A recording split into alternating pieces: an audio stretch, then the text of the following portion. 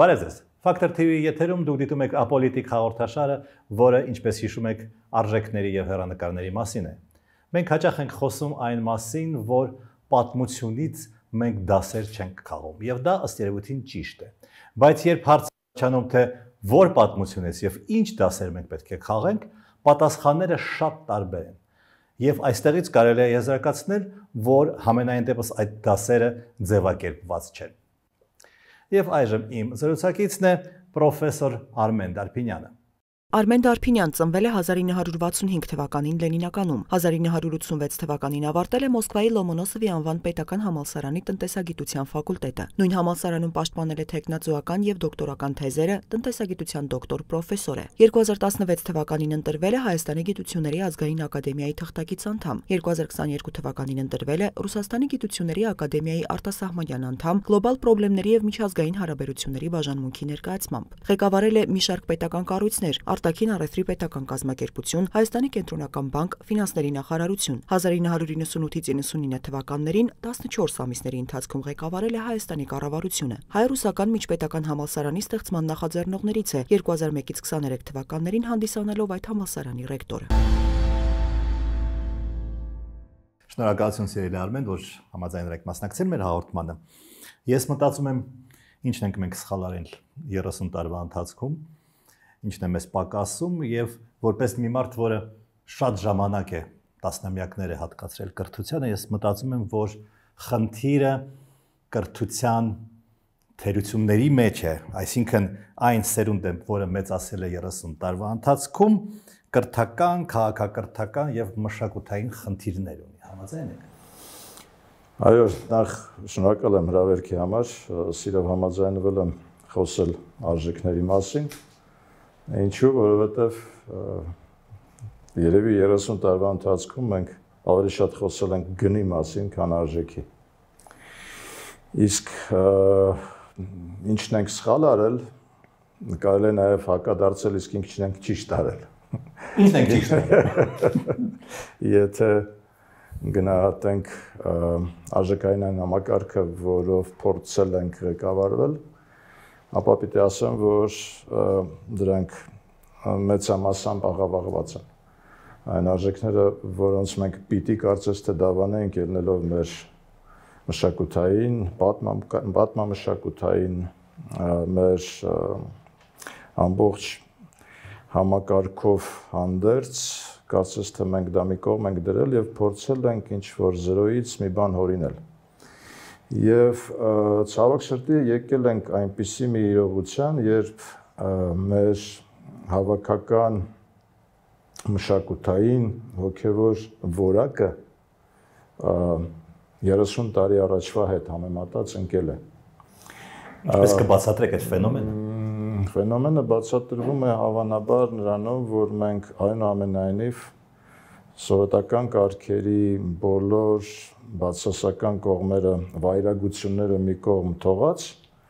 երևի թե պիտի ընդունենք, որ կար որոշակի հստակ հզոր կրթական համակարգ եւ երևի թե մենք հնարավորություն ունենք, եւ դա փաստ է, հնարավորություն ունենք զարգացնելու մեր ազգային մշակույթը, ազգային գրականությունը, ազգային արվեստը, ամեն ինչ ներկայացնում, ինչով մենք այսօր ներկայանում ենք աշխարհին, հսկայական մշակութային ժառանգություն ենք ստեղծել սովետական տարիների ընթացքում։ Մենք այն զապասներով ենք, այսպես ասած։ Ցավոք սրտի, այո, որովհետև մենք փորձեցինք գլխի վայր շրջել այս ամեն ինչը եւ կարծես թե զրոյից սկսել։ Ընդհանրապես սովորություն կա մեզ մոտ, կարծես շատ քանդող սովորություն է դա։ Ամեն ինչ զրոյացնել, զրոյից նորից սկսել։ Դա հեղափոխականի սովորություն է։ Երևի թե վայել չէ եւ մեզ վայել չէ, որովհետեւ մենք այնուամենայնիվ հնագույն ազգ ենք, քաղաքակրթություն եւ պիտի կարողանայինք արդեն սերել մեր պատմությունից, մեր մշակույթից այն ամենը, ինչ որ պիտի հիմք հանդիսանար մեր հետագա զարգացման համար։ Մենք պատմությունը մեծամասամբ աղավաղել ենք, հերոսապատել ենք եւ փորձել ենք ներկայացնել միայն մեր ականջահաճո տարբերակով։ Եթե կրկին ասեմ դասեր, հա, այ կարող եք 2 րոպեում ասել, թե ինչ դասեր պիտի քաղեինք եւ չենք քաղել։ Մենք դասերը պիտի քաղենք մեր ձախողումներից, մեր պարտություններից, հասկանում եք, մենք պիտի դա ամենամանրակրկիտ կերպով ուսումնասիրեինք։ Մենք դա չենք արել։ Նույն ինչու ձախողվեց առաջին հանրապետությունը։ Ինչ հանգամանքներով, ինչպիսի ուժեր կային, ինչպիսի երևույթներ կային, որոնք որ թույլ չտվեցին մեզ, ներքիններ, հայաստանյան, ներհայկական երևույթներ, որոնք թույլ չտվեցին մեզ պահպանելու պետությունը։ Ինչ արժեքներ էր, որոնք մենք մոռացանք, ինչ ուղղակի աղավաղվեց սովետական ժամանակահատվածում, ինչու մենք չկարողացանք այնուամենայնիվ շարունակել այն ավանդույթը առաջինը լինելու, առաջնորդը լինելու։ Տեսեք, մենք սովետական ժամանակահատվածում կարողացանք սերել համաշխարհային մշակույթից լավագույնը բերել եւ դառնալ մեր տարածաշրջանում առաջինը, որը ունի ժամանակակից արվեստի թանգարան, օրինակ, առաջինը, որը ստեղծեց ջազային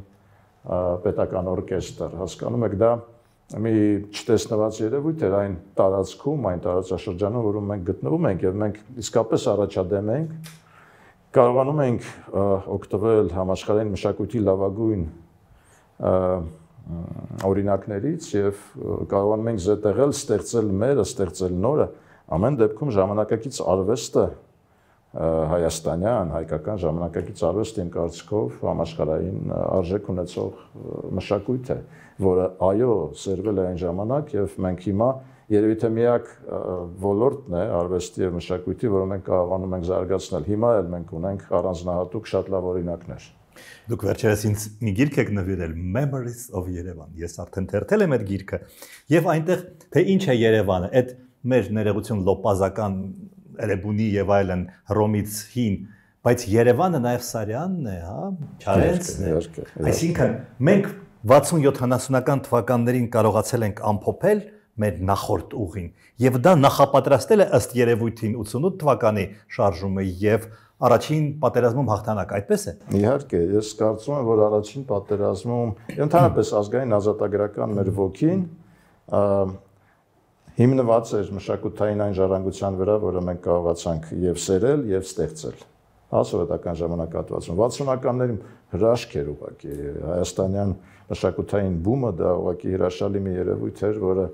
համաշխարհային արժեք ունեցող երևույթ։ Եվ այո, այդտեղից սկսվեց ամեն ինչ, այդտեղից սկսվեց նաեւ մեր վերելքը որպես ազգային գիտակցության տեր ժողովուրդ, հասկանում եք, եւ այո, դա էր հենքը նաեւ շարժման եւ դա էր հենքը մեր վերելքի, ցավոք սրտի մենք դա մեծապես կորցրեցինք 30 տարիների ընթացքում մեր ոչ այնքան խոհեմ, այսպես ասեմ, ոչ այնքան խոհեմ մոտեցումները։ Որ ասում ենք մեր, կարծես թե պատասխանատվությունը այսպես բաշխվում է 3 միլիոն մարդու վրա։ Գուցե էլիտաները այնուամենայնիվ առանձնահատուկ դեր ունեն։ Գիտեք, այո, ես վերջերս մասնակցում եմ մի քննարկման, անգամ վեճի, երբ վեճը հետևյալի մասին էր, կա արդյոք ազգային էլիտա, թե չկա, կորցրել ենք արդյոք ազգային էլիտան, թե ոչ,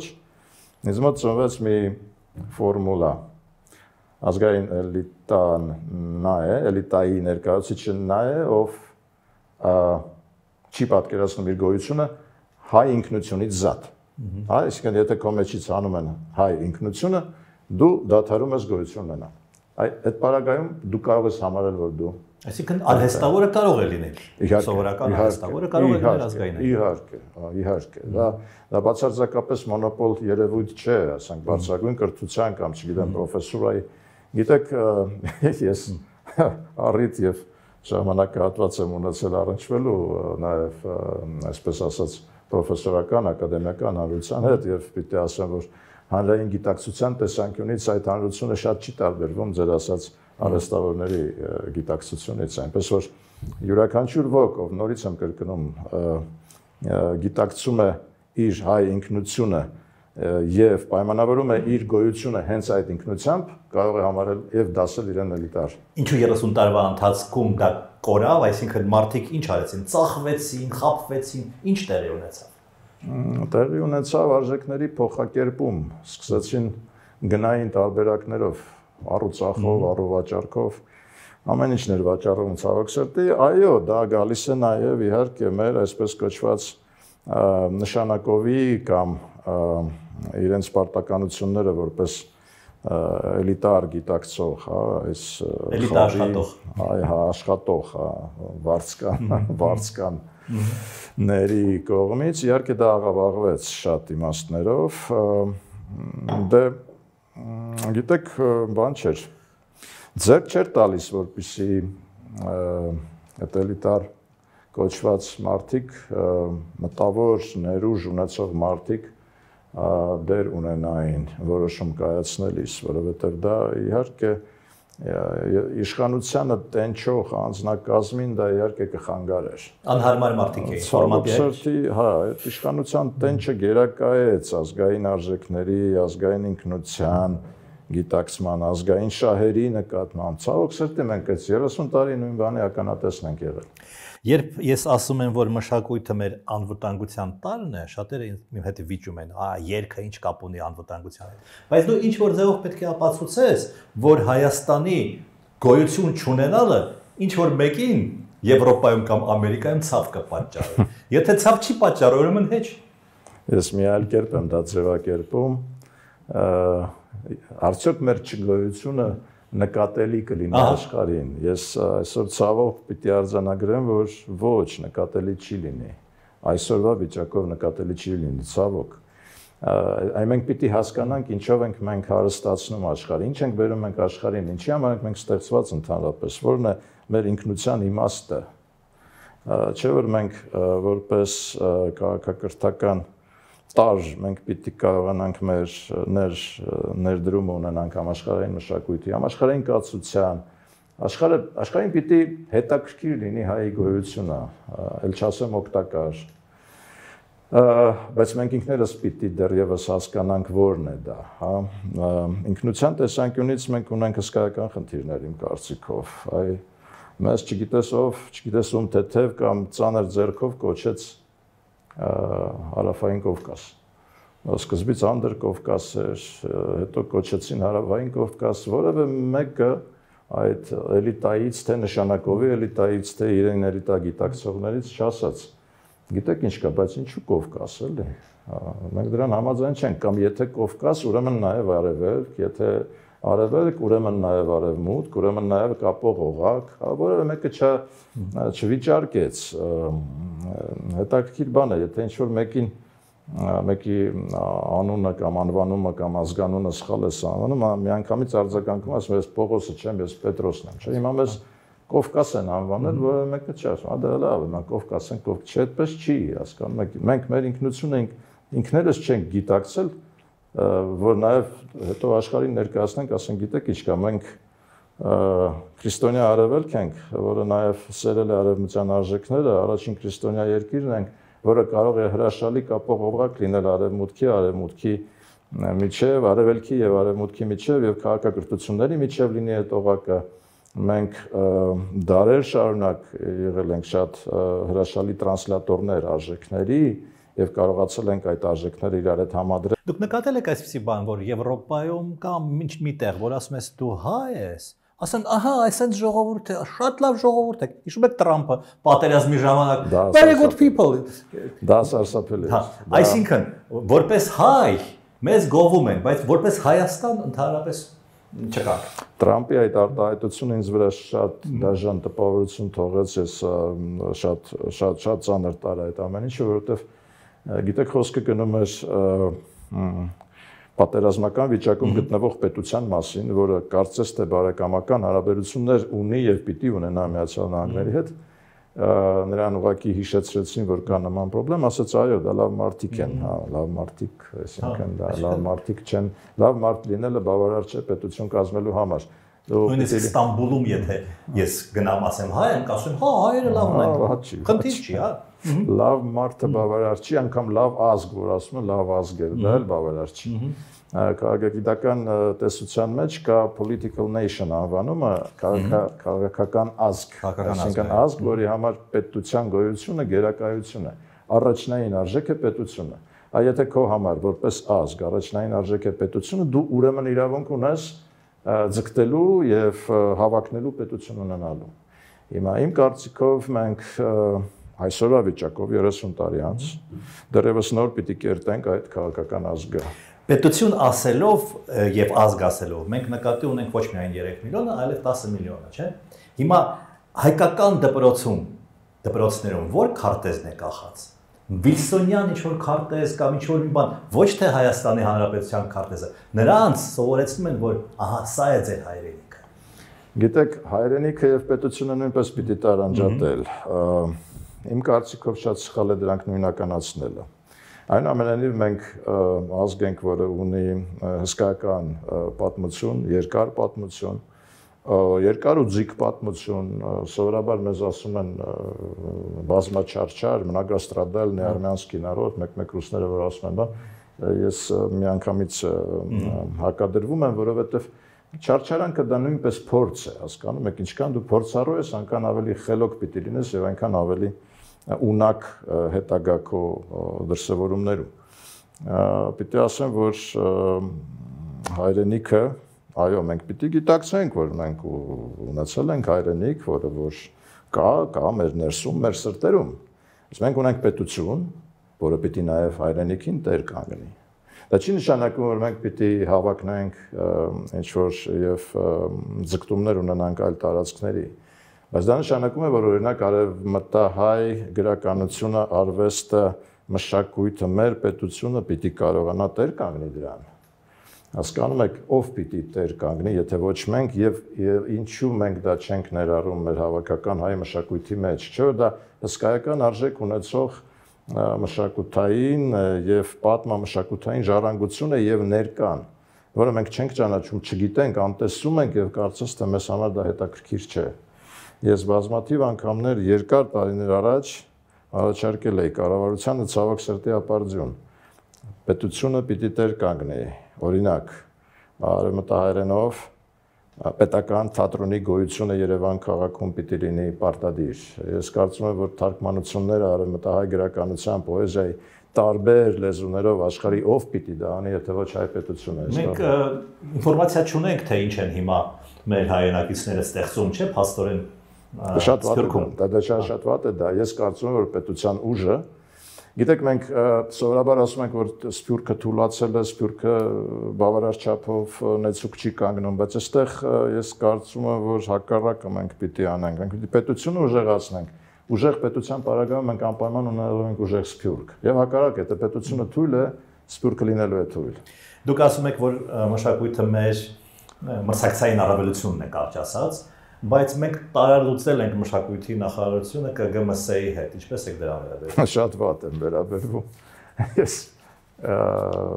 ընդհանրապես համարում եմ, որ մշակույթի ոչ միայն նախարարություն պիտի լինի, մշակույթի նախարարը վետոյի իրավունքով ամենահզոր նախարարներից մեկը պիտի լինի, որը ցանկացած կառավարության եւ պետության որոշմանը իրավունք ունի վետո դնել, որովհետեւ դա չի համապատասխանում մշակութային մեր առանձնահատկությանը եւ արժեքներին։ Շատ կարեւոր է դա։ Ես ցավում եմ, որ մենք դա այս պահին չենք գիտակցում, չենք գիտակցել նաեւ այն ժամանակ, երբ ունեցել ենք մշակույթի նախարարությունը, բայց մենք ես իմ կարծիքով հսկայական գործ ունենք այստեղ անելու։ Ես անգամ այսօր մի բան է հրապարակել կապված վերջին իրադարձությունների հետ, տեսեք Լեռնային Ղարաբաղում, Արցախում մենք այո ժողովուրդը այնտեղից բռնաճնշման արդյունքում վտարվեց, բայց չէ որ մշակույթը եւ ոգին մնաց եւ հիմա ադրբեջանցիները, որոնք հայտնվելու են այդ տարածքում, լինելու են այդ մշակույթի գերին։ Մշակույթը ականապատել է այդ տարածքը, հնարավոր չէ դա ինչ-որ ձևով դրանից զրկվել, դա հնարավոր չէ, որտեղ մշակույթը այնտեղ ներսում է, կա, խորքում է, հասկանում եք, դա միակ բանն է, որ կարող է մեզ փրկել, ազգը, պետությունը, հասարակությունը, միակ բանը մշակույթն է։ Հայ առաքելական եկեղեցին, Արմեն, ես հասկանում եմ, որ մեզանում կարող են լինել աթեիստներ, չգիտեմ, ագնոստիկներ, այլ դավանանքներ ունեցող մարդիկ, բայց խոսքս եկեղեցու սոցիալական դերի մասին է։ Մենք ունենք գործիք, որը սփռված է ամբողջ աշխարհով, եւ այդ գործիքը չենք օգտագործում։ Որտեղ ամենտեղ Ավստրալիայում կամ Նոր Զելանդիայում կամ Ճապոնիայում կա հայ առաքելական եկեղեցի։ Եկեղեցին զորագույն ուժ է իհարկե, երբեք չի կարելի դա անտեսել։ Եկեղեցին պիտի դիտարկվի որպես նույնպես մեր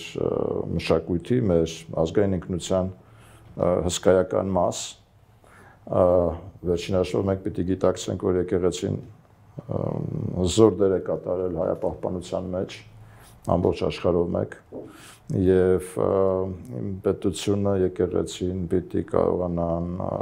իրար նկատմամբ լինեն հարգալից եւ մեկը մյուսին աջակից անպայման իհարկե չխառնվելով ներքին այսպես ասած խոհանոցին բայց հակադրվելը ես տեսնում եմ ուղղակի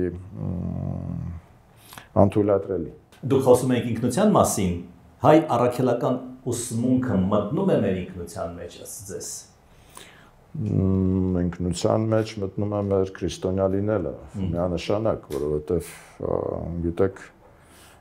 դա նույնպես մեր առավելություններից մշակութային եւ քաղաքակրթական առավելություններից մեկն է, որը մենք պետք է օգտագործենք։ Դու կարող ես իհարկե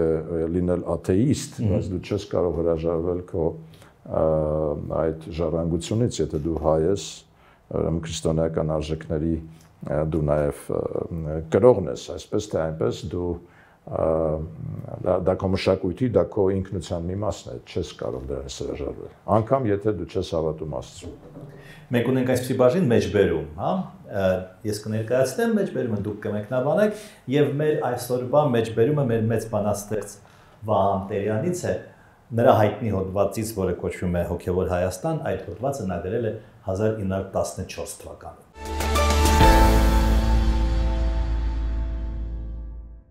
Ազգը միայն արտաքին ուժերի զորությամբ, իրերի արհեստական դասավորությամբ չի ստեղծվում, այլև իր անդամների ներքին մտահոգեկան կապով։ Բացի արտաքին արգելքները հաղթահարելուց, ազգ կազմելու ցանկություն եւ կամք ունեցող ամեն մի ժողովուրդ անդադար պետք է ստեղծի այն արժեքները, որոնք նրա ինքնության առհավատչաներն են։ Ես այստեղ ավելացնեմ, որ Տերյանը իր հոդվածում անդադար բառը ինքն է ընդգծում, ասում են անդադար պետք է ստեղծի այդ արժեքները ազգը, հա, այսինքն դա չվերջացող process է, հա, ոչ թե 5 տարի ստեղծի կամ 5000 տարի ստեղծի, հետո կանգնի։ Գիտեք, Տերյանի այդ մեջբերման մեջ ես մի քանի բան կառանձնացնեմ։ Մեկը նախ անթույլատրելիությունը օտարների ներխուժման։ Եթե դու ժողովուրդ ես, որը ուզում է վերածվի ազգի եւ ուրեմն հավակնի պետության,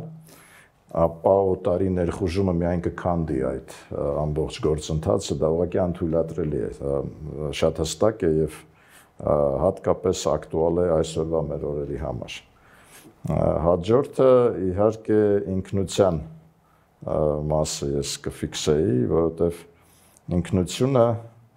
այո, հենց ասում այնտեղ ինքը մտահոգեկան բառն է,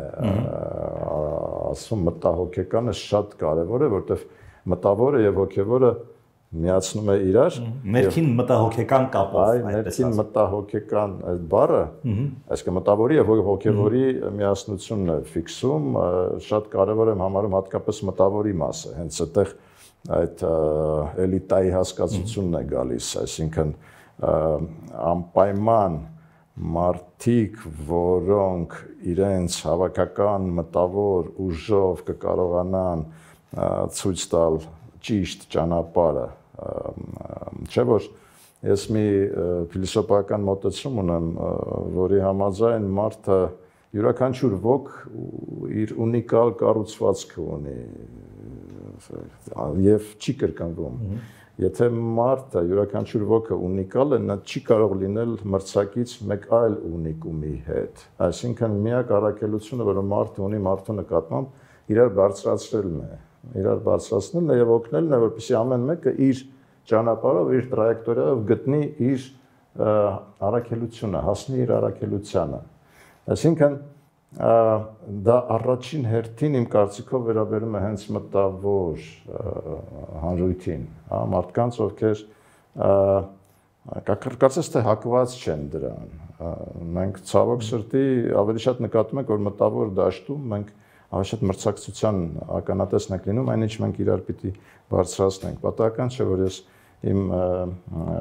գրառումներում շատ հաճախ օգտագործում եմ այդ բառը։ Բարձր մնացեք։ Բարձր մնացեք չի նշանակում, որ մենք արդեն բարձր ենք։ Դա նշանակում է նշաձող սահմանեք եւ փորձեք դրան համապատասխանել։ Դա ամբողջ մարդկությանն է վերաբերում իրար բարձրացնելը, թե ազգին։ Դե գիտեք, ես առաջին հերթին էլ եկեք մի հատ ազգովի հասկանամ, կարող ենք դա անել թե ոչ, հետո նոր մտածենք համաշխարհային կոնտեքստում։ Դա մեզ համար ուրեմն բացարձակ ակտուալ է այսօր։ Այդ մտավոր եւ հոգեվորի միասնականության մասին, մտավորի կարևորության մասին կասեի եւ իհարկե անդադար արժեքների ստեղծումը, որտեղ եթե դադարում ես, դու կորցնում ես սերունդներ։ Եթե դու դադարում ես արժեքներ ստեղծել, մշակութային արժեքներ, ազգային արժեքներ, ապա կորցնում ես, սերունդը կորում է։ Ես կարծում եմ, որ զարգացնելով բանաստեղծի միտքը կարելի ասել, որ արտաքին արգելքները հաղթահարելու համար օգնում են հենց ներքին արժեքների ստեղծումը։ Այսինքն մենք հույս ենք դնում, որ մեկը մեզ կօգնի կամ մեկը մեզ, չգիտեմ, սպոնսոր կկանգնի, չստեղծելով ներքին արժեքներ։ Իհարկե, բայց ես նաև կկարևորեի այստեղ ախտորոշումը, դիագնոստիկան, այնուամենայնիվ, եթե մենք ընդունում ենք, որ մենք խնդրեմ ունենք, այսինքն հիվանդության ախտորոշումը հասարակական կոնտեքստում հենց նույն այդ մտավոր ինտելեկտուալ խավի կողմից պիտի բացահայտվի, ճիշտ ախտորոշվի եւ ճանապարհը նշмарվի։ Երկու բառով հիվանդությունը կարող եք անվանել։ Տգիտություն ասենք, կամ չգիտեմ, ինչ որ մի բառ։ Հիվանդությունը ես կարծում եմ, որ մենք չափազանց տարվեցինք մեր առանձնահատուկ լինելով Մեր նորիշը։ Այո, եւ արդյունքում կաղապարվեցինք մեր պրովինցիալիզմի մեջ։ Եվ մենք չենք դիտարկում համաշխարհային կոնտեքստում։ Կարծես թե մտածում ենք, որ աշխարհի համար մեր դարդերը կարևոր են կամ ամենակարևորն են, բացարձակ կարևոր չեն։ Մենք պիտի գիտակցենք, որ աշխարհի համար կարևոր են, եթե մենք հաջողակ ենք, եթե մենք երջանիկ ենք, եթե մենք ինչ-որ բան ենք ցույց տալիս, ցույց դնում աշխարհին, որ իրենց հետաքրքիր է, բայց մեր դարդը, մեր ցավը, մեր խնդիրները, առավել եւս մեր ողբերգությունը որևէ մեկին հետաքրքիր չէ, եթե մենք չլինենք իրենց համար ավելի լավ։ Այսինքն, եթե երկու բառով հենց դա է, մենք տարվեցինք մեր առանձնահատուկ լինելու, կարծես թե այդ հատկանիշով, կորցրեցինք կապը աշխարհի հետ եւ կաղապարվեցինք մեր պրովինցիալ գիտակցության մեջ։ Դառնալով արժեքներ ստեղծելուն, հա, պոետի խորհրդին։ Մենք ունենք հոյակապ գիտնականներ այսօր, չէ՞, արվեստի գործիչներ, տաղանդավոր բիզնեսմեններ, նրանք արժեքներ ստեղծում են թե չեն ստեղծում։ Ստեղծում են իհարկե։ Իհարկե, եթե չստեղծեն, մենք վաղուց տապալված կլինենք։ Ես կարծում եմ, որ հատկապես վերջին ժամանակահատվածում ես տեսնում եմ իսկապես առաջադեմ շատ երիտասարդ գրագետ համաշխարհային բիզնեսի կոնտեքստի մեջ տեղավորված բիզնեսի ներկայացուցիչներ, արվեստի գործիչներ իհարկե կան, բայց մեր խնդիրն է եւ առաջնահերթության կարգով պետության խնդիրն է դրանց բարձրացնելը, դրանց տեղ տալը, դրանց ներկայացնելը մեզ հանրաճանաչ դարձնելը, ուղենիշ տալը։ Մեր վերջին բաժինը, որը կոչվում է հայացք ապագային։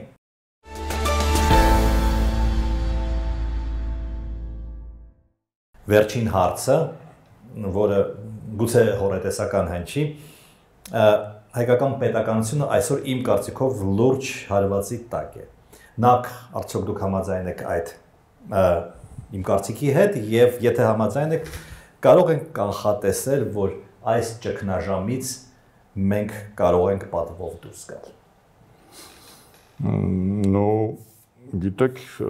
եթե պիտի դուրս գանք, ապա պիտի միայն պատվով դուրս գանք, թե չէ, անիմաստ է դուրս գալը, եթե անպատիվ ես դուրս գալիս մեկ։ Երկրորդը, ես չէի դրամատիզացնի այդ աստիճան, ես չէի համարի, որ պետականությունը ունի լուրջ վտանգ ձախողվելու։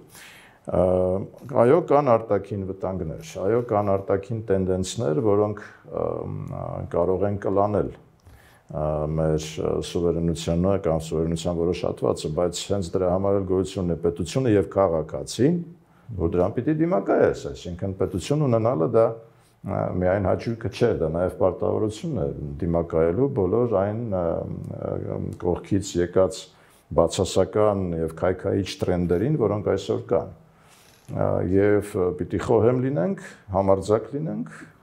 եւ պաշտպան կանգնենք։ Քաղաքացու դերը ես այստեղ նույնպես շատ բարձր կգնահատեի։ Իսկ գիտեք, Արամ, քաղաքացիներ կան եւ դրանք քիչ չեն։ Եվ ինչը ինձ ոգևորում է, այդ քաղաքացիները մեծապես երիտասարդ են։ Դրանք այն սերունդն են, որը չկար դեռևս 30 տարի առաջ, այսօր կա։ Նրանք ապրել, մեծացել են եւ իրենց պատկերացնում են որպես արժանապատիվ քաղաքացիներ։ Նրանք նեղվում են, եթե անարժանապատվության ինչ որ դրսևորումների են բախվում եւ նրանք անպայման գիտակցում են, որ պիտի հաղթարեն այս ամեն ինչը։ Ես եթե չհավատայի անիմաստ կլիներ մեր ընդհանրապես հանդիպումը։ Շնորհակալություն հետաքրքիր զրույցի։ Շնորհակալ եմ ձեզ։ Սիրելի բարեկամներ, ես հիշեցնեմ, որ ես զրուցում եի պրոֆեսոր Արմեն Դարփինյանի հետ։